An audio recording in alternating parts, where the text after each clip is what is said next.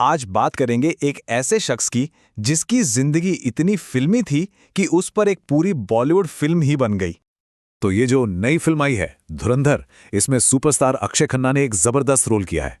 पर पता है, इस किरदार के पीछे की जो असली कहानी है ना, वो कहीं ज्यादा पेचीदा और हैरान करने वाली है। तो सवाल ये उठता है कि आखिर कौन था ये रहमान डकैत।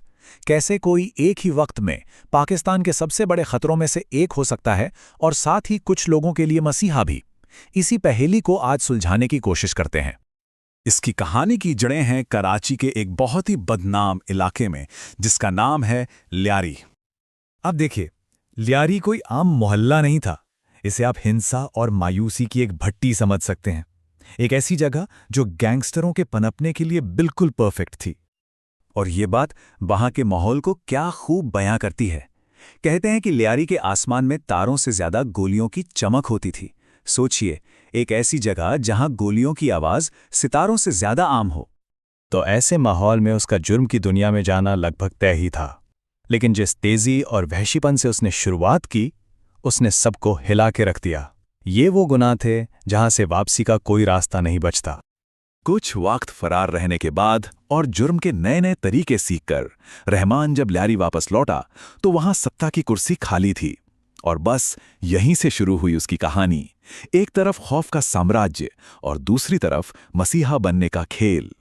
उसने सिर्फ खाली जगह नहीं भरी, बल्कि अपने सबसे बड़े दुश्मन अरशद पप्पू के खिलाफ एक ऐसी जंग छेड़ी जिसमें सचमुच खून की नदियां बह गईं। और यही इस आदमी का सबसे बड़ा विरोधाभास है। एक तरफ वो एक बेरहम कातिल था और दूसरी तरफ वो खुद को गरीबों का रखवाला, उनका मसीहा दिखाता था। और जानते हैं, उसकी इसी रॉबिन हुड वाली इमेज ने काम किया। इसने उसे बेहिसाब ताकत और दौलत दी, और देखते ही देखते वो कराची के अंडरवर्ल्ड का बेताज बादशाह बन गया। तो समझने वाली बात यह है कि वो सिर्फ एक गैंगस्टर बनकर नहीं रहा, वो इतना ताकतवर हो गया था कि सियासत में किंग मेकर बन गया था, जिसके इशारों पर चुनाव जीते या हारे जाते थे। लेकिन कहते हैं ना, जो तलवार से ऊपर उठता है उसका अंत भी तलवार से ही होता है। उसके आतंक के साम्राज्य का खात्मा भी एक जांबाज पुलिस अफसर के हाथ वो लिखा था। ये थे एसपी चौधरी असलम। फिल्म में संजय दत्त ने इनका किरदार निभाया है। इन्होंने रहमान डकैत को पकड़ना अपनी जिंदगी का मकसद बना लिया था, और इस कोशिश में उन पर कई जानलेवा हमले भी हुए, लेकिन वो डटे रहे। और फिर वो दिन आया 10 अगस्त 2009। एसपी असलम की टीम ने रहमान डकैत को घेर लिया और एक जबरदस्त मुठभेड़ में सिर्फ 33 साल की उम्र में उसके आतंक का राज खत्म हो गया। लेकिन कहानी यहां खत्म नहीं हुई। उसकी मौत से ल्यारी में अमन नहीं आया, बल्कि ये तो खून खराबे के एक नए दौर की शुरुआत थी। हैरानी की बात यह है कि इस कहानी का लगभग हर बड़ा किरदार एक हिंसक मौत मरा।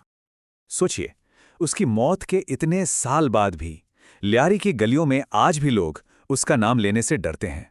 उसका खौफ आज भी एक साए की तरह वहां मंडराता है। तो आखिर में एक सवाल बचता है। कुछ लोगों के लिए वो रॉबिन हुड था, तो बाकियों के लिए एक हैवान। ऐसी कहानी को आखिर कैसे याद रखा जाना चाहिए?